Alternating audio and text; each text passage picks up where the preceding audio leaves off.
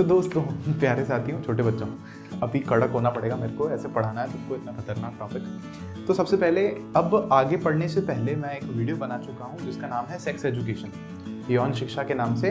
तो वो आप पहले प्लीज जाकर के देख लो, अगर आपने अब तक नहीं देखा है तो फिर ही अपन इस टॉपिक को लेकर के आगे बढ़ेंगे, क्योंकि मैं इस बात को पूरा इंश्योर करूंगा, पूरा मेरा आपसे एक वादा कर रहा हूँ कि उस वीडियो के अंत में भी मैंने आप लोगों से प्रॉमिस किया था कि आप लोगों की समझ को बड़ा करना इस टॉपिक को पढ़ाने का हमारा उद्देश्य है। तो इसको अपन अच्छे से पढ़ेंगे तो आपकी समझ एक डॉक्टर जैसी हो जाए या एक बहुत ही समझदार व्यक्ति की जैसी हो जाए, ऐसी मेरी पूरी कोशिश रहेगी। तो देखो, आज के लेक्चर में अपन क्या क्या पढ़ने वाले हैं। सबसे पहले पढ़ेंगे यौवनारंभ, फिर किशोरावस्था, फिर लड़के और लड़कियों में यौवनारंभ के दौरान क्या क्या परिवर्तन आते हैं उनके बारे में, और फिर अगर समय मिला अपने को तो अपन जो है नर जनन तंत्र को बनाना सीखेंगे, शुरू करेंगे, और उसके अंगों के नाम जो है अगर देखेंगे, लेकिन वो समय पर डिपेंड करता है।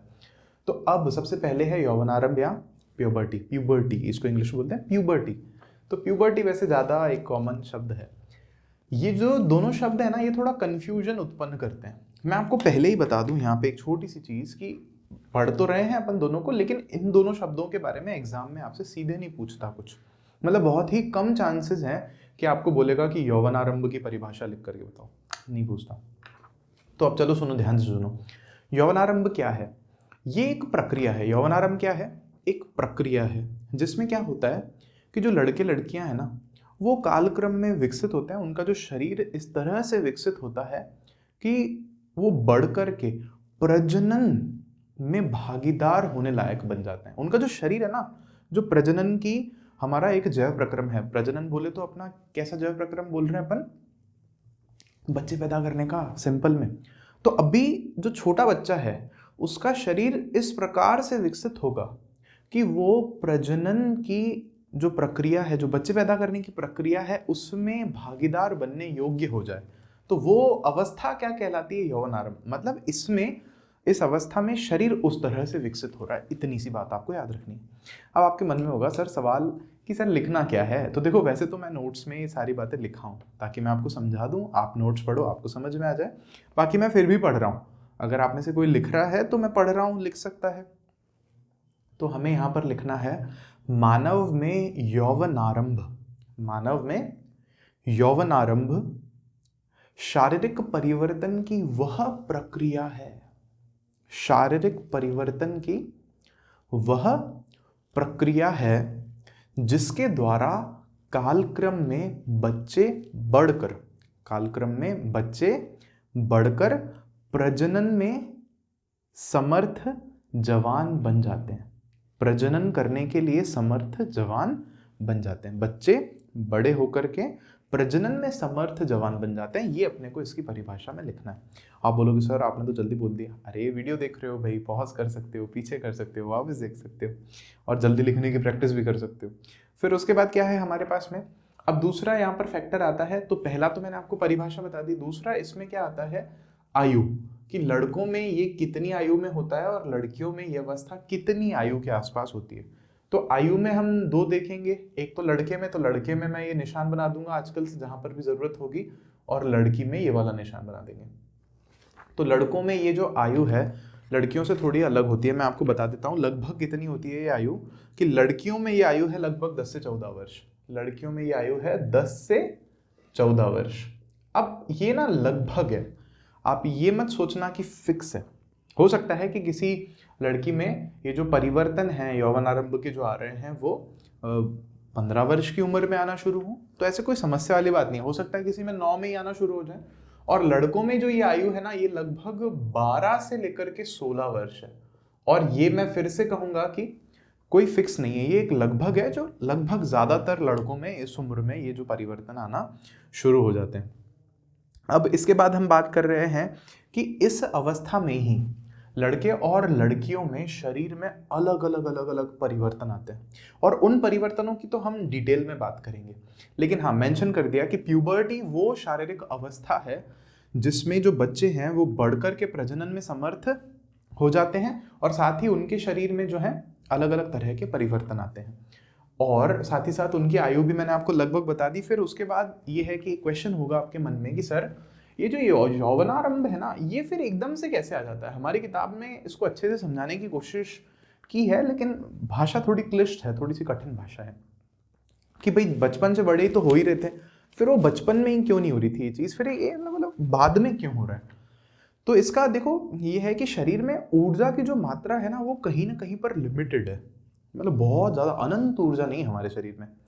तो शरीर पहले तो क्या करता है, हमारे शरीर की वृद्धि करता है। भाई लंबाई बढ़ रही है, थोड़ा हड्डियों के जो आकार है वो बढ़ रहा है, नई मांसपेशियां बन रही हैं, नई कोशिकाएं बन रही हैं, या और भी जो चीज़ें हो रही हैं। फिर जब शरीर को लगता है कि यार अब लंबाई तो काफ़ी हो गई, इससे ज़्यादा संभलेगा नहीं अपन से, तो फिर वो क्या करता है, शरीर जो जननांग हैं हमारे, जो रिप्रोडक्टिव ऑर्गन्स हैं, उनको विकसित करने का काम ले लेता है अपने ऊपर। तो वो फिर उस अवस्था में आने के बाद, जैसे मान लो 10-12 वर्ष की आयु में या 15 वर्ष की आयु में आने के बाद जो है 14 वर्ष की आयु में शरीर में ये परिवर्तन आना शुरू होता है। लेकिन फिर भी क्वेश्चन ये है कि सर फिर भी कुछ तो ऐसा अलग होता होगा ना कि उस आयु में आकर के ऐसे परिवर्तन आते हैं। जी हाँ, बिल्कुल है, और उसका आंसर है हार्मोन। क्या आंसर है उसका, मैं यहाँ पर लिख देता हूँ, हार्मोन्स। अब ये हार्मोन जो है, हिंदी में भी लिख सकते हैं अपन इनको हार्मोन, ऐसे कोई समस्या वाली बात नहीं है। हार्मोन इस तरह से आप लिख सकते हो। ये हार्मोन वैसे भी हमारे शरीर में निकल ही रहते हैं, लेकिन कुछ एक स्पेसिफिक विशिष्ट जो हार्मोन है वो इस उम्र में बनते हैं, ज़्यादा मात्रा में बनते हैं, और वो अलग अलग तरह के जो है हमारे शरीर में परिवर्तन लाते हैं। और जो भी आगे थोड़ा हम और डिटेल में पढ़ेंगे तो उन हार्मोन भी जो है एकाध में उनका भी आपको नाम बताता हुआ चलूंगा, उसमें भी कोई दिक्कत वाली बात नहीं है। तो ये क्यों हो रहे हैं? हार्मोन्स के कारण यौवनारंभ हो रहा है हमारा। और हार्मोन है क्या, ये अगर आपके मन में क्वेश्चन है, तो हार्मोन है कुछ रासायनिक पदार्थ, कुछ रासायनिक तरल जो हमारे शरीर में उत्पन्न होता है या उत्पादित होता है। ये बात आपको ध्यान रखनी है।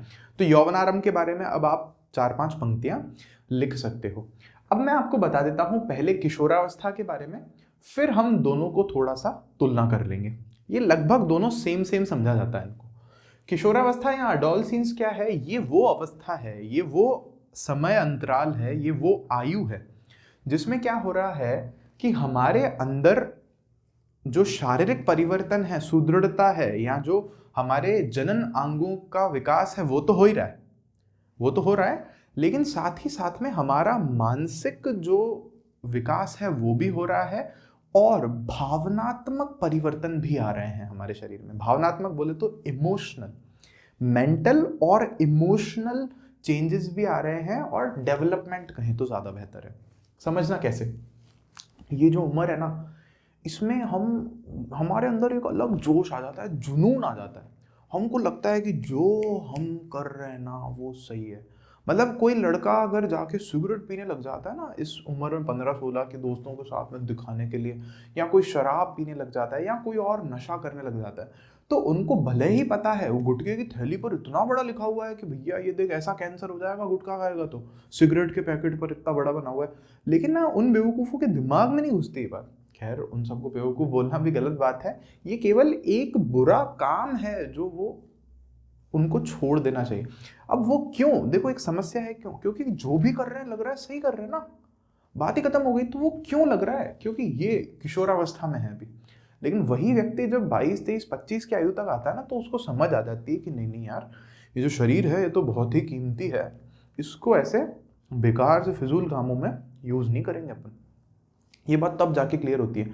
लेकिन देखो अच्छा तो क्या है कि हम सुन के सीख जाएं। जैसे आपने मेरे से मान लो सुन लिया, अपन ने 6ठे चैप्टर में पढ़ा था ना कि स्मोकिंग करने से, सिगरेट पीने से कितना नुकसान हो सकता है, बीड़ी सिगरेट पीने से। तो आपने सुना, बोले हाँ शरीर के लिए सही नहीं है, और आपने चुनाव किया कि नहीं नहीं कभी भी उस तरफ नहीं जाएंगे भाई, इधर ही रहेंगे अपन तो सेफ।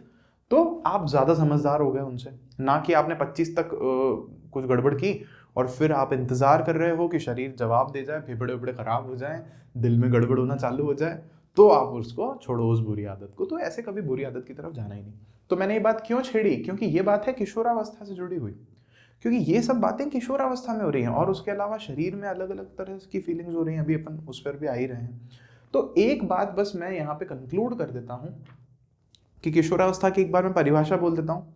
लड़के एवं लड़कियों के जीवन में वह समय अंतराल जिसमें उनके जननांगों के विकसित होने के साथ साथ मानसिक एवं भावनात्मक परिवर्तन भी आते हैं। मानसिक और भावनात्मक परिवर्तन भी आते हैं। ये वो अवस्था है जिसमें हम तय करते हैं कि मेरे को जीवन में करना क्या है। जैसे अगर इस अवस्था में किसी को ये सनक चढ़ जाती है ना कि मैं तो नेतागिरी करूंगा, तो हो सकता है कि वो बहुत अच्छे चांसेस हैं कि वो जीवन में आगे जा करके एक नेता बने। या इस उम्र में अगर किसी को लगता है कि नहीं नहीं मैं तो बहुत अच्छा आर्टिस्ट हूँ, मैं तो कलाकार बनूंगा, तो वो कलाकार बन सकता है, कोई सिंगर बन सकता है। किसी को लगता है नहीं नहीं मैं तो पढ़ने में ही बहुत अच्छा हूँ, तो वो पढ़ने पढ़ाने में लग जाता है। समझ आ रही है अब कोई बात? तो ये वही अवस्था है। अब दोनों में फर्क क्या है, यौवनारंभ में और किशोरावस्था में फर्क क्या है? तो जो यौवनारंभ है ना, वो शारीरिक वृद्धि से संबंधित है। वो जननांगों की शारीरिक वृद्धि से संबंधित है कि भाई शारीरिक रूप से आप प्रजनन करने के योग्य हो गए कि नहीं, बस इतनी सी बात है। और वो कहां देख रहे हैं अपन? यौवनारंभ में। लेकिन किशोरावस्था में हम मानसिक वृद्धि की भी बात कर रहे हैं। हमें समझ में आने लग जाता है कि किसी को छूना अच्छी बात नहीं है ना, खास करके लड़के लड़की को या लड़की लड़के को एकदम से जाकर के या कुछ ऐसी हरकत करना अच्छी बात नहीं है कि हर एक का कुछ प्राइवेसी है ना। हम मम्मी को शेयर नहीं करते अगर हमको कोई ऐसी समस्या होती है तो। छोटी सी बात देखो ना, अगर छोटे बच्चों को भी टॉयलेट नहीं आ रहा होता है अगर, तो वो इतना शर्म कर जाते हैं कि वो मम्मी पापा को नहीं बताते। समझ में आ रही है आपको ये बात? तो ये जो सारी समझ है, जो मानसिक और जो भावनात्मक परिवर्तन है, ये आते हैं हमारे किशोरावस्था में। और प्यूबर्टी में या यौवनारंभ में केवल और केवल हम ये देखते हैं कि शरीर के जो जननांग हैं वो शारीरिक रूप से विकसित हो रहे हैं, बस इतनी सी बात है। फिर उसके बाद है हमारे पास में अगला टॉपिक हमारा, यौवनारंभ के दौरान लड़के एवं लड़कियों में होने वाले परिवर्तन। अब अगर आप कॉपी लेकर के बैठे हो तो ऐसे हेडिंग डालो और पहले एक हेडिंग डालो, मतलब इस तरह से मत बनाना, मैं बता रहा हूं जैसे वैसे करना। पहले एक हेडिंग डाल लो कि लड़के और लड़कियों में यौवनारंभ के दौरान होने वाले एक समान परिवर्तन। तो कुछ एक परिवर्तन ऐसे हैं जो दोनों में सेम होते हैं, जो लड़के लड़की में अलग अलग नहीं होते हैं। तो पहले वो लिखने हैं आपको एक समान परिवर्तन, और उनमें आप सबसे पहले क्या लिख रहे हो? बालों का उगना। तो मैं तो केवल बाल लिख रहा हूं और आपको बोल करके बता रहा हूं कि क्या। तो ये है कांख। कांख एक अच्छा शब्द मैं लिख देता हूं, कांख। और एक शब्द है हमारे पास में कांख के अलावा है, खैर कांख को तो हम लोग कहते हैं आर्मपिट। और दूसरा शब्द है हमारे यहाँ पर जांघों के बीच जननांगों में, खैर ये तो आप लिख ही लोगे, मैं उसको नहीं बताता हूँ। बाल। तो बाल उगना चालू हो जाते हैं कहाँ कहाँ पर, जहाँ मतलब कुछ एक ऐसी जगहों पर जहाँ पहले बाल नहीं थे। और मैं यहाँ पे साथ साथ ही कोशिश भी कर रहा हूँ कि आपको फोटोज भी मैं दिखाता चलूंगा जिसकी भी संभव हो सकेगी कि देखो इस तरह के शरीर में परिवर्तन आते हैं। तो पहले ये इसको बात को आगे बढ़ाने से पहले एक बात सुन लो कि इस क्लास में जब हम लोग हैं तो या तो आप एक डॉक्टर बनने की कोशिश कर रहे हो, इस तरह से हमें एक इंसान के शरीर को पढ़ना है, और या आप एक साधु संत महात्मा बनने की कोशिश कर रहे हो। उसका कारण समझना क्यों? क्योंकि मैंने वो सेक्स एजुकेशन वाले वीडियो में एक बात आपके सामने सिद्ध की थी कि हम जिस प्यार की बात करते हैं या जिसको फिल्मों में देखते हैं वो 1 मिलीमीटर गहरा है, हो सकता है उनका ज़्यादा भी हो, बट हाँ मतलब मैं बस एक बात सिद्ध करने की कोशिश कर रहा हूँ कि हम शरीर तक सीमित रहते हैं। तो हमें इस शरीर को एक मांस के थैले की तरह देखना है। मतलब आप ये समझो कि कोई भी शरीर है, मान लीजिए हमारा ही शरीर है, तो इसका अगर हम चमड़ी निकाल दें, हड्डियां सारा अलग कर दें, बाल सारे इकट्ठे कर दें इसके अलग करके, और सारे नसें वसें, खून वून, मल मूत्र, जो भी बाकी सब अंग हैं वो सब अलग अलग करके ऐसे एक ढल्ला बना दे, ऐसे रख दें में जमीन पे सारा, तो अब मतलब हमारा ही शरीर है जिससे हम इतना प्रेम करते हैं, ऐसा बाल बनाते हैं जा करके ऐसे गाड़ी पर यूं करके और एकदम ऐसा डीओ वीओ लगा के बदबू को छुपाने के लिए। तो क्या हम उस शरीर को सूंघ भी नहीं पाएंगे? थू करके ऐसे नाक बंद करके साइड में से निकल जाएंगे, वही शरीर है। आप सोचो कि सोच में हमारा कितना फर्क आ जाता है। तो आपको यहाँ पर क्या मान करके चलना है कि आप एक डॉक्टर हो। मैं आपको हर एक चीज ऐसे बताऊंगा कि आप एक डॉक्टर हो, क्योंकि मैं डॉक्टर्स के साथ रहा हूँ, मुझे पता है, मतलब डॉक्टर्स से काफ़ी मेरा मिलना जुलना होता है, तो उनकी समझ कितनी ज़्यादा होती है और मुझे आपकी समझ वैसी ही बनानी है। तो सबसे पहला क्या है हमारे पास में, प्यूबर्टी में, यौवनारंभ में एक समान परिवर्तन में हम कह रहे हैं कि बालों का उगना। कहाँ कहाँ पर बाल उगना? एक है हमारा कांख, या इसको बोलते हैं आर्मपिट। ये जो हमारी बगल होती है ना, इसको कांख बोलते हैं हिंदी में, या आर्मपिट इंग्लिश में। तो यहाँ बाल आना शुरू हो जाते हैं, और ये कोई मतलब गड़बड़ बात नहीं है, मतलब ठीक है ऐसा होना। और दूसरी इसमें कौन सी जगह है, हमारी जांघों के बीच में। मैं लिख देता हूं यहाँ पे, जांघों के बीच में, जननांगों के क्षेत्र पे। अब एक इंटरेस्टिंग बात मैं आपको बताता हूँ। मेरे को याद है, मैं शायद 9वीं या 8वीं कक्षा में था, तो मेरे भी वैसे बाल वाल आने लग गए थे। तो यहाँ पर बाल आ गए थे साइड्स में कुछ, और नीचे भी आ ही गए थे, है ना। जांघों के बीच में, जांघें मतलब थाइज होती हैं अपनी, यहाँ पे जो दोनों है ना, एक इधर और एक इधर, दिखा नहीं पा रहा हूँ मैं आपको, उसके बीच में भी बाल आने लग जाते हैं। तो यहाँ आर्मपिट में बाल आ गए थे। और हमारे स्कूल में क्या था, एक वो होता है ना, पिरामिड बनाते हैं बच्चे सब मिलके, और ऊपर मटकी बांधी थी, वो फोड़ने वाली मटकी को प्रतियोगिता, जो जन्माष्टमी के आसपास होती है। मतलब जन्माष्टमी को तो छुट्टी होती है, एक दिन पहले उसके यहाँ उसी दिन। तो हमें स्कूल में कहा था कि आप जो लड़के हैं इस क्लास के, वो जो है सदन होते थे, हाउसेस बनते हैं ना अलग अलग, तो उस क्लास के जो बच्चे हैं वो सब अलग से टी शर्ट लाएंगे, ताकि वो स्कूल के बाद में जब वहाँ जाएंगे वो बनाने के लिए पिरामिड, तो सब बच्चे लड़के वो टी शर्ट्स पहन के। तो मैं वो टी शर्ट ले जाना भूल गया था। तो हमारे सर ने हमको कहा था कि भाई कोई बात नहीं, बनियान पहनी हुई है ना आपके, ऐसे चेक किया सर ने। हमने कहा हाँ पहनी हुई है। तो बोले आ जाओ, शर्ट खोलो और बनियान में आ जाइए, और आपको पिरामिड बनाना है। अब मैं चला तो गया वहाँ बनाने के लिए मतलब छोटा सा जो भी रोल प्ले कर रहा हूँ, जो भी मेरा काम हो, तो वहाँ पे अब मैं यूं ही ना करूँ, क्योंकि वो क्लास में लड़कियां भी होती हैं और वो सब बैठे हैं दूर दूर देख रहे हैं, काफ़ी सारे लोग आए हुए हैं।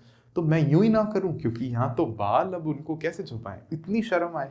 और ये है संवेदनशीलता जिसकी हम बात कर रहे हैं किशोरावस्था की, कि अरे नहीं और कोई देख लेगा तो क्या सोचेगा। अब क्या सोचेगा नहीं, अब आप पढ़ रहे हो और आपको समझ में आ रही है, देखो बहुत नेचुरल बात है, नॉर्मल बात है, ये तो आएंगे परिवर्तन शरीर में, है ना। आप भली वैक्स कर लो उसको, भली उसको काट लो कैसे करके, लेकिन ये परिवर्तन तो आएंगे शरीर में। तो आर्मपिट और जांघों के बीच में जननांग का जो क्षेत्र है, वहां पर बाल आने लग जाते हैं। फिर उसके अलावा दूसरा पॉइंट है हमारे पास में यहाँ पर, जननांगों के क्षेत्र का जो रंग है ना वो गहरा होना। तो मैं दूसरा पॉइंट लिख रहा हूं यहाँ पर, रंग।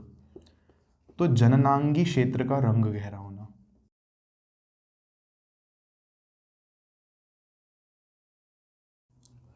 जननांगों के क्षेत्र का रंग गहरा होता है, और ये भी कोई चिंता लेने वाली बात नहीं है, ये भी एक परिवर्तन है जो इस अवस्था में आता है। आप लड़के हैं या लड़की हैं, आप जानते हैं अपने जननांगों के बारे में, तो वो रंग वहाँ पे गहरा होता है। एक इंटरेस्टिंग चीज़ मैं आपको बताऊं, कि वो जो हुआ था ना वहाँ पे मटकी वाला, तो उसमें जो सबसे ऊपर चढ़ा था ना, वो मेरा खास मित्र था। तो जैसे ही उसने मटकी तोड़ी ना, तो मटकी में बहुत सारे चॉकलेट्स भरे हुए थे जैसे ही मटकी तोड़ी, तो चॉकलेट्स फैल गए ना सारे। तो नीचे जो भी लड़के थे ना, वो सारे वो चॉकलेट्स या जो भी चीज़ें थी वो लेने के लिए पिरामिड से हट गए, और वो ऊपर से आके नीचे गिरा धड़ाम करके। तो ये एक बड़ी समस्या होती है, आप कभी ऐसे पार्टिसिपेट करो तो ध्यान रखना। फिर उसके अलावा है हमारे पास में महीन रोम। महीन रोम बोले तो क्या है इसका मतलब, कि पैरों पर, हाथों पर, चेहरों पर जो है महीन रोम, छोटे छोटे जो बाल है ना वो आने लग जाते हैं। और ये तो आप अपने चेहरे को जाके गौर से अगर आईने में भी देखोगे ना, तो यहाँ यहाँ यहाँ पतले पतले पतले पतले ऐसे रोम, पतले पतले बाल दिखेंगे। इस उम्र में आने लग जाता है, किसी के नहीं आया तो चिंता मत करना, आ जाएंगे थोड़े टाइम में ऐसा। फिर उसके बाद क्या है हमारे पास में, त्वचा का तेलीय हो जाना और मुहासे निकलना कभी कभी। त्वचा का तेलीय होना, तो मैं यहाँ लिख देता हूँ तेलीय त्वचा। और मुहासे, मुहासे वो एडवर्टाइज नहीं आती क्या टीवी पे, पिंपल्स वाली, वो क्रीम बेचने की जो एडवर्टाइज आती है, तो वो बोलते हैं पिंपल्स को हटाओ, तो वो पिंपल्स इसी कारण निकलते हैं, त्वचा का तेलीय होना या मुहासों का निकलना। फिर उसके बाद है एक पॉइंट हमारे पास में, शरीर की संवेदनशीलता में वृद्धि होना। ये पॉइंट मैं लिख नहीं रहा हूँ, बस मैं केवल लिख देता हूँ संवेदनशीलता, कि शरीर की संवेदनशीलता में वृद्धि होना। और इसका मतलब क्या होता है संवेदनशीलता में वृद्धि होने का, कि हम दूसरों के शरीर के बारे में और खुद के शरीर के बारे में ज़्यादा संवेदनशील हो जाते हैं, या जैसे पुस्तक में हमारे लाइन लिखी हुई है, अपने और दूसरों के शरीर के लिए हम ज़्यादा सजग हो जाते हैं, जागरूक हो जाते हैं। ये बात है यहाँ पे, संवेदनशीलता ज़्यादा हो जाती है, ऊपर वाले तीर का मतलब है ये। अब उसके बाद है हमारे पास में वो परिवर्तन जो लड़के और लड़कियों में अलग अलग होते हैं। भिन्न भिन्न होते हैं। तो अब इसको लिखने के बाद, ये पूरी पूरी लाइनें लिखने के बाद में आप टॉपिक डाल सकते हो लड़के और लड़कियों में होने वाले भिन्न भिन्न परिवर्तन। तो भिन्न भिन्न परिवर्तन में लड़कों में अलग से लिखेंगे परिवर्तन कौन से होते हैं, और लड़कियों में जो है अलग से लिखेंगे परिवर्तन कौन से होते हैं। तो अपन यहाँ पर शुरू कर रहे हैं लड़कियों में होने वाले परिवर्तन से। आप बोलोगे कि सर लड़कियों को क्यों दे रहे हो प्राथमिकता, पहले लड़कों के बताओ ना। अरे ऐसा कुछ भी नहीं है भाई, कोई सा भी कर लो पहले, क्या फर्क पड़ रहा है, पढ़ने तो दोनों ही हैं अपने को। तो लड़कियों के शरीर में देखो क्या है, सबसे पहला पॉइंट हम लोग लिख रहे हैं यहाँ पे, आप लिख सकते हो स्तन के आकार में वृद्धि होने लग जाती है। तो मैं यहाँ पे लिख रहा हूं स्तन का आकार के आकार में वृद्धि है, तो मैं वृद्धि है की जगह केवल तीर बड़ा बना रहा हूं। तो स्तन के आकार में वृद्धि होना, भाषा बनाना तो एक लाइन बनाना तो आपको बना ही लोगे, मतलब एक लाइन ही तो लिखनी है। फिर उसके अलावा क्या है हमारे पास में, स्तनाग्र का रंग जो है ना वो गहरा होने लग जाता है, डार्क हो जाता है। स्तनाग्र, स्तनाग्र, स्तनाग्र का रंग कैसा हो जाता है, गहरा, गहरा। स्तनाग्र बोले तो स्तन ब्रेस्ट है यहाँ पे छाती पे, और फिर उन पे जो निप्पल्स है ना आगे, निप्पल्स लड़कों के भी होती हैं ना और लड़कियों के भी होती हैं, तो उनका जो रंग है वो गहरा डार्क होने लग जाता है स्किन के बाकी कलर से। अब आपके मन में एक क्वेश्चन आया होगा वैसे यहाँ पे, पता नहीं आया कि नहीं आया, कि फिर लड़कों के सर स्तनाग्र, ये जो निप्पल हैं ये क्यों होते हैं, स्तनाग्र जो है लड़कों के भी तो होते हैं लड़कियों के भी होते हैं। तो चलो खैर, आप ढूंढ सको तो ढूंढना, नहीं तो बाद में बताऊंगा मैं इसके बारे में आपको। फिर उसके बाद क्या है हमारे पास में, लड़कियों में रजोधर्म का आरंभ हो जाता है। रजोधर्म बोले तो मीनार्की, या आप वो टीवी में देखते हो ना पीरियड्स, है ना, जो एडवर्टाइजमेंट आता है स्टे फ्री, या उस टॉपिक पर भी अपने को डिटेल में चर्चा करनी है आगे। तो रजोधर्म का आरंभ, का आरंभ, यहाँ पे एक इंपॉर्टेंट वर्ड मैं लिख रहा हूं, मुझे चाहिए कि ये सबको आपको आता हो। ये वर्ड है हमारा मीनार्की, और एक और वर्ड हम बाद में देखेंगे जो कि होता है मीनोपॉज। मीनार्की का मतलब ही यही होता है कि रजोधर्म का शुरू होना, या आप अगर सरल भाषा में और सरल कहूं तो पीरियड्स का शुरू होना, वो भी इसी उम्र में होता है। मतलब ये सारे जो हम चेंजेस देख रहे हैं ना, ये कब देख रहे हैं, यौवन आरंभ में। यौवन आरंभ में लड़कों में और लड़कियों में होने वाले परिवर्तन, और अभी अपन उन परिवर्तनों की बात कर रहे हैं जो लड़कियों में ही हो रहे हैं केवल, फिर अपन उनकी बात करेंगे जो केवल लड़कों में हो रहे हैं, सिंपल सी बात है। तो यहाँ पर क्या है हमारे पास में, रजोधर्म का आरंभ होना। फिर एक और पॉइंट है, ये इंपॉर्टेंट पॉइंट है, मैं लिख रहा हूँ, मैं काम कर देता हूँ ना तो इसको मैं मिटा देता हूँ, यहीं लिख देता हूँ, फिर मैं वापस लड़कों के बता दूंगा आपको, केवल लड़कियों के देख लो अभी।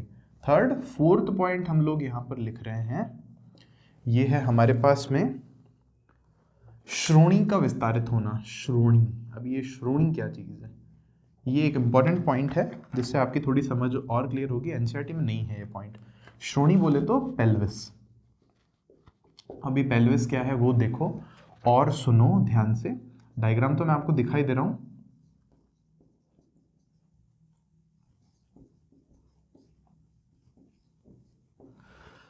तो श्रोणी जो है ना वो यूं समझें आप, जो हमारा एब्डमन है, एब्डमन हम बोलते हैं पेट को, ये जो पेट है ना, पेट का नीचे से लेकर के, मतलब पेट का जहाँ सामान खत्म हो गया, छोटी हाथ बड़ी हाथ खत्म हो गई, वहां से लेकर के जो थाइस तक का रीजन है ना, जहां पर हमारे जननांग हैं, उसको बोल रहे हैं। उसमें जो हड्डी वड्डी है ना पीछे, ये सारा, ये इधर जहाँ बैठते हैं ना अपन, वो हड्डा जो ऐसे हड्डी है, वो सारा हिस्सा क्या कहलाता है, पेल्विस कहलाता है। और थोड़ा डिटेल डेफिनेशन है लेकिन उसमें जाने की जरूरत नहीं है। लेकिन ये चित्र में आप हड्डी देख पा रहे हो ना पेल्विस की, तो महिलाओं में क्या होता है, जो पेल्विस या जो श्रोणी है, ये हिस्सा चौड़ा होता है। अभी चौड़ा क्यों होता है, क्योंकि वो भविष्य में शरीर ऐसे तैयारी कर रहा है कि बच्चा जब पैदा होगा तो वो बच्चा 9 महीने तक यहाँ रहेगा, तो थोड़ा बड़ी जगह चाहिए उसको रहने के लिए। और पुरुषों में जब अपन यही पॉइंट लिखेंगे ना, तो वहां लिखेंगे कि ये जो है ना श्रोणी या जो पेल्विस है, ये संकीर्ण हो जाता है और थोड़ा मजबूत हो जाता है। पुरुषों में थोड़ा मजबूत होता है, छोटा हो जाता है, संकरा हो जाता है, लेकिन महिलाओं में ये कैसा हो जाता है, विस्तरित हो जाता है, विस्तारित हो जाता है, बड़ा हो जाता है थोड़ा सा।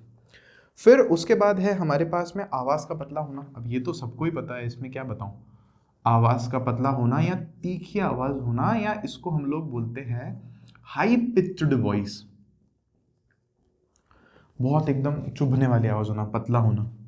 और एक और पॉइंट हम यहाँ पर मेंशन कर रहे हैं केवल, और ये पॉइंट है, ये इंपॉर्टेंट पॉइंट है। इसमें अपन 2-3 जो जननांगों के पार्ट्स हैं, जो भाग हैं, उनका नाम लिख रहे हैं, जो कि है हमारे पास में अंडाशय। अंडाशय को हम लोग इंग्लिश में बोलते हैं ओवरी, है ना। फिर उसके बाद है हमारे पास में ओवरी के बाद यहाँ पे फैलोपियन ट्यूब या अंडवाहिका है, और अंडवाहिका के बाद में हमारे पास में योनि है, और भी हैं कुछ एक योनि, और उसके अलावा भी मैं देख लूँ यहाँ पे कुछ है अपनी किताब में, तो हैं और भी, चलो डिस्कस करेंगे अपन। लेकिन अभी के लिए अपन बस लिख देते हैं अंडाशय, अंडवाहिका, योनि आदि का धीरे धीरे विकसित होना। ये आप यहाँ पे लिख सकते हो कि अंडाशय जहाँ पे अंड कोशिकाएं होंगी, और ये अंडवाहिका वो उन अंड कोशिकाओं को बहा करके लेके आने वाली जो है ट्यूब है, जिसको हम आगे पढ़ेंगे, फैलोपियन ट्यूब बोलते हैं इसको अपन। योनि जो है, इसको इंग्लिश में आपने हो सकता है टर्म सुनी को, वजाइना बोलते हैं, तो इसके बारे में भी आगे हम पढ़ेंगे। तो इन सब भागों का जो धीरे धीरे धीरे है वृद्धि होती है, ये है हमारा क्या, महिलाओं का, लड़कियों में जो होने वाले अलग अलग परिवर्तन है वो खत्म किए। अब मैं एक काम करता हूँ, लड़कों में होने वाले जो अलग अलग परिवर्तन है उसके लिए इसको मिटा देता हूँ और यहाँ पे कर देता हूँ। तो मैंने मिटा दिया है यहाँ पे, इसी को यहाँ से तीर निकाल दिया। आप लोग को चाहिए तो लड़कियों के जो गुणधर्म लिखे थे उनके नीचे ही जाकर के ये वाले लिख लेना। ये जो मैं लिखा रहा हूँ इनमें से काफ़ी सारे एनसीईआरटी में लिखे हुए हैं, कुछ एक नहीं लिखे हुए हैं यार, ये पेपर भी गिर जाता है आजकल तो ऐसे। चलो देखो, तो लड़कों में अब अपन गुणधर्म देख रहे हैं। तो सबसे पहला जो परिवर्तन आते हैं वो क्या है लड़कों में, मूछें हो तो नथुलाल जैसी। अबे नथुलाल कौन है ये तो मेरे को नहीं पता, ठीक है। तो मैं केवल ये लिख रहा हूँ, चेहरे पर दाढ़ी मूछ, चेहरे पर बाल लिख दूं क्या, दाढ़ी मूछ लिख देते हैं। मैं तो आपको सच बात बताऊं क्या, ये मैं तो परेशान हूँ दाढ़ी और मूछ से। अरे इतना सारा समय जाता है इसमें, मैं तो सोचता हूँ कि ये दाढ़ी और मूछ भी थोड़े कम ही हो या नहीं होते तो थोड़ा ना पढ़ लेता मैं ज़्यादा। उनको शेव करो, सेट करो, बाल काटो, ये करो और वो करो, अरे फिक्स कर दो यार एक बार के लिए ऐसे। फिर है आवाज़ का फटना, सुन रहे हो ना हमारी फटी फटी आवाज़, आवाज़ का मोटा होना या फटना, या फटना आप अपने आप से लिख देना, मोटा होना। फिर उसके बाद है हमारे पास में स्वर यंत्र का बड़ा बड़ा होना। ये पॉइंट एनसीईआरटी में नहीं लिखा हुआ है, मैं मेंशन कर रहा हूँ यहाँ पे। स्वर यंत्र, या जिसके बारे में अपन पहले भी पढ़ चुके हैं 6ठे अध्याय में, जिसको हम लोग लैरिंग्स बोलते हैं, है ना। यहाँ पे होता है ना ये कंठ अपना, ये इधर ये बाहर निकल के आता है, एडम्स एप्पल अंग्रेजी में बोलते हैं इसको अपन। स्वर यंत्र का बड़ा होना थोड़ा, तो लड़कों में आप ये बात नोटिस करोगे कि स्वर यंत्र थोड़ा बड़ा दिखता है। और फिर उसके अलावा क्या है हमारे पास में एक पॉइंट है कि जो पुरुष है ना वो ज़्यादा मस्क्यूलर हो जाते हैं। मस्क्यूलर हिंदी में है मांसल, अब ये अजीब शब्द है थोड़ा सा, बट ये कैसे है, शरीर जो है मस्क्यूलर होता है। मैं हिंदी में भी लिख देता हूँ, मस्क्यूलर हो जाता है ज़्यादा, लड़कियों की तुलना में ज़्यादा मस्क्यूलर होता है। और मस्क्यूलर को हिंदी में हम लोग बोलते हैं मांसल, मांसल होना, शरीर का मांसल होना। या फिर इसके आगे आप ये भी लिख सकते हो कि शरीर का थोड़ा ज़्यादा बलवान हो जाना, ताकत आ जाना थोड़ी ज़्यादा। फिर उसके बाद में क्या है हमारे पास में, श्रोणी का पतला एवं सुदृढ़ होना। तो अब मेरे पास फिर से यहाँ पर थोड़ी सी जगह कम पड़ रही है, तो मैं कहाँ लिखूँ, इसको मैं मिटा रहा हूँ, ये आप लिख ही चुके हो मुझे उम्मीद है अब तक, तो मैं इसको थोड़ा सा मिटा देता हूँ यहाँ से। श्रोणी मैंने बताया ही था आपको, पेल्विस को बोल रहे हैं हम लोग, तो श्रोणी यहाँ लिख देते हैं अपन, श्रोणी का पतला होना, या पेल्विस का पतला और सुदृढ़ होना। पतला लिखो या यहाँ पर एक ज़्यादा बेहतर शब्द पतला ही लिखा है, खैर अपन ने, पतला एवं सुदृढ़ मतलब मजबूत हो जाना। तो तभी तो जो भार उठाने का जो काम है, मजदूरी वाला जो काम है, भारी जो काम है, वो किससे अपेक्षा की जाती है कि पुरुष करें, क्योंकि उनका शरीर भी फिर उस तरह से विकसित हो रहा है ना, बलवान ज़्यादा हो गए, मांसल ज़्यादा आ गया, मांस ज़्यादा आ गया। और श्रोणी का पतला और सुदृढ़ होना भी उसका एक कारण है। अब आप समझ करके देखो, ये कारण है कि हमारे इतने लंबे समय से क्या आया है हमारे समाज में, होता कि पुरुष प्रधान समाज है, मेल डोमिनेंट सोसाइटी है, कि पुरुष तो क्या है कि औरत को अपने पैर की जूती समझता है। ऐसे कहावतें आपने कहते हुए लोगों को सुना होगा। और ये चीज़ केवल ऐसा नहीं कि किताबों में हम पढ़ते हैं, ये आज भी देखने को मिलता है। अगर देखा जाए ना, तो जो महिलाएं होती हैं, जो हमारी मम्मी को अगर आप देखते होगे, तो घर में सबसे ज़्यादा काम वही करती हैं। पूरे घर को भी संभालती हैं, बच्चों को भी संभालती हैं, सबका खाना भी बना देते हैं, सबके लिए कपड़े धो देते हैं, सफाइयाँ कर देते हैं, और भी मतलब उनको तो कोई छुट्टी भी नहीं मिलती। तो इसके पीछे देखो कारण क्या है कि पुराने ज़माने में बल जो है ना, बल, पावर होना, शक्ति होना, उसको एक बहुत ज़्यादा ज़रूरी एलिमेंट समझा जाता रहा है कि भाई खेती करने जाएंगे तो ताकत चाहिए, हल खींचने के लिए, बैल को संभालने के लिए, ये और वो। तो वो बड़ा काम का दर्जा किसको दे दिया? पुरुष को दे दिया। लेकिन आजकल ऐसा नहीं है। आजकल यहाँ का काम होना ज़्यादा होशियारी है। यहाँ से जो ज़्यादा समझदार है ना, वो ज़्यादा अच्छी पदवी प्राप्त करता है समाज में, या जो ज़्यादा धन अर्जित कर सकता है, उसकी चलती है घर में। तो यही कारण है ना, हमारे पापा अगर ज़्यादा पैसा कमाते हैं या पापा पैसा कमाते हैं तो मम्मी की चलती नहीं है घर पे। लेकिन अब कैसा समाज आ गया है कि लड़कियां भी कमा सकती हैं, लड़कियां भी जज बन जाती हैं, पायलट बन जाती हैं, या कितनी सारी और ऐसी पोस्ट हैं। तो ये चीज़ जो है ख़त्म हो रही है, जो पुरानी वाली मानसिकता थी। तो ये मैं आपको कह रहा हूँ किशोरावस्था है, ये सारी समझ होना, ये किशोरावस्था में सारे परिवर्तन आते हैं। तो श्रोणी का पतला और सुदृढ़ होना भी लिख देता है आपके लिए यहाँ पे। फिर उसके बाद एक पॉइंट है हमारे पास यहाँ पर, कंधों का विस्तारित होना। कंधे चौड़े होते हैं लड़कों के।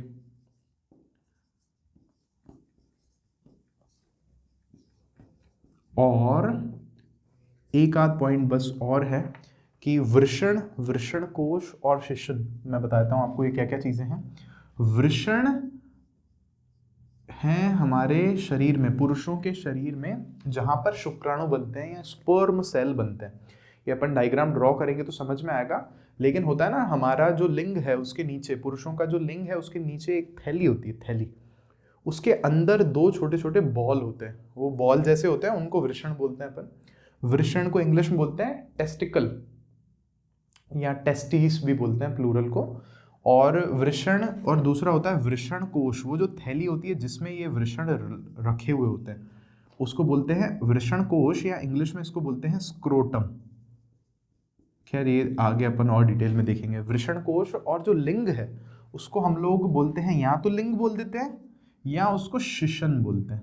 अब पुरानी किताबों में लिखा होता था शिशन, लेकिन आजकल की किताबें जो हैं उनमें लिखा हुआ होता है शिश्न। श से डंडा हटा दिया है, तो आप जैसे चाहिए वैसे लिख लो, इसमें कोई बहुत बड़ी वो बात नहीं है।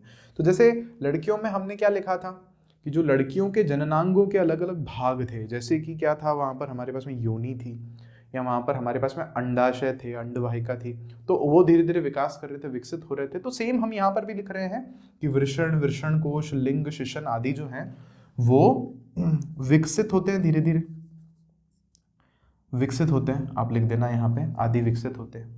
फिर हमारे पास में इसके बाद एक पॉइंट और है, बस एक लास्ट पॉइंट यहाँ पर हम बात कर रहे हैं। ये थोड़ा इंपॉर्टेंट पॉइंट है, इंपॉर्टेंट इन द सेंस कि थोड़ा सा ना टैबू जैसा पॉइंट है।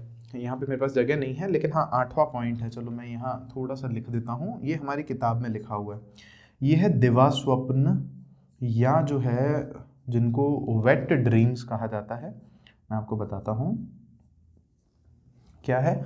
जो शिशन है ना, उसमें एक क्षमता होती है कि जब नर, मनुष्य जो है, मनुष्य नर जो है, और जो मादा जो है, लड़का और जो लड़की है, उनके बीच में जब शारीरिक संबंध स्थापित होगा, मतलब बच्चा पैदा करने के लिए जो प्रक्रम होगा, तो उस वक्त जो शिशन है, मनुष्य का जो लिंग है, उसमें एक क्षमता होनी चाहिए, एक पावर होनी चाहिए। पीनिस बोलते हैं ना लिंग को इंग्लिश में। उसमें एक पावर होनी चाहिए कि वो सीधा हो सके, खड़ा हो सके, विस्तृत होकर के थोड़ा खड़ा हो सके, ताकि जो शुक्राणु हैं या जो स्पर्म सेल्स हैं वो अंड कोशिका तक जो है पहुंच सके, अंड तक पहुंच सके। तो ये इस उम्र में, इस यौवनारंभ के समय में होना शुरू हो जाता है कि हो सकता है दिन को ऐसे अजीब सा कोई सपना आया, कोई विचार आया, और जो शिशन है वो सीधा हो गया, खड़ा हो गया, है ना, विस्तारित हो गया, थोड़ा बड़ा हो गया।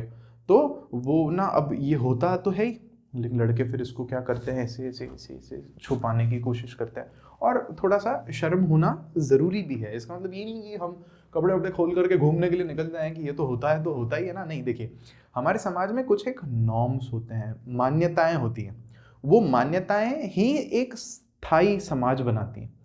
नहीं तो आप सोच करके देखो कि अगर हम सब लोग ऐसे घूमने लग जाएं और ऐसे खुल्लम खुल्ला हम कुछ भी करेंगे, तो वो समाज में स्थिरता कम हो जाएंगी, अपराध बढ़ने शुरू हो जाएंगे।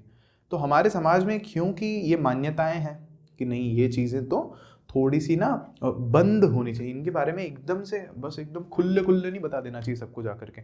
जैसे कि वीडियो में मेरे से काफ़ी बच्चे शिकायत कर रहे थे कि सर आपने ना और थोड़ा खुल के नहीं बताया। तो उसका कारण ये है कि वो मैं आपको क्लासरूम में बताऊंगा, है ना। हर एक को मैं इतना खुल के नहीं बताता, क्लासरूम में जो अपन से पढ़ रहा है उसको अपन खुल करके बता रहे हैं। तो देखो पॉइंट क्या है ये वाला अपना, कि दिवा स्वप्न में, कि दिन को कोई थॉट आया उसके कारण, या रात्रि में शिशन का या शिश्न का विवर्धन के कारण। विवर्धन मतलब बड़ा हो जाने के कारण। शिशन जो है, लिंग जो है वो फैलता है और वो सीधा हो जाता है, खड़ा हो जाना, ऊर्ध्व हो जाना। तो ये भी क्या है, एक यौवनारंभ का गुणधर्म है, और ये भी हमारी पुस्तक में जो है, हमारी एनसीईआरटी विज्ञान की जो किताब है उसमें लिखा हुआ है। तो अब आई थिंक मैंने आपका काफ़ी समय तो ले ही लिया है, इससे लंबा नहीं करते लेक्चर को। जो अगला टॉपिक है अपना नर जनन तंत्र जो है, उसको अच्छे से डिटेल में डिस्कस कर लेंगे अपन अगले लेक्चर में, ठीक है क्या। तो मिलते हैं आपसे नेक्स्ट लेक्चर में। अगर वीडियो अच्छा लगा है तो लाइक, कमेंट, शेयर, सब्सक्राइब करना बिल्कुल भी मत भूलना। और सबसे बड़ी बात है, एग्जाम आने वाले हैं, दोस्तों को भी बताना। और साथ ही साथ अगर आपने एप्लीकेशन डाउनलोड नहीं की है तो आप प्लीज़ उसको जा करके प्ले स्टोर से लर्न एंड शेयर लिख करके डाउनलोड कर लेना। कोई भी समस्या है तो दिए हुए नंबर पर फ़ोन कर लेना। चलो बाय बाय।